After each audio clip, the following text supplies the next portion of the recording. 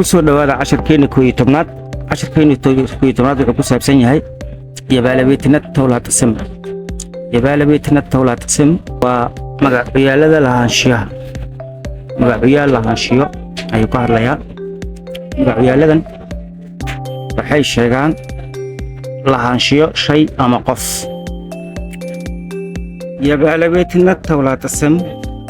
magacyaal lahaanshiyo يبالبيتنا تولاتسم مالت بالبيتن ويم نبرتن يمياساي تولاتسمنو مقعيا لهانشيو وامد إن تصينيا لهانشيو قف أما شيء تصالة لمثالي يني كايغا yaante kaaga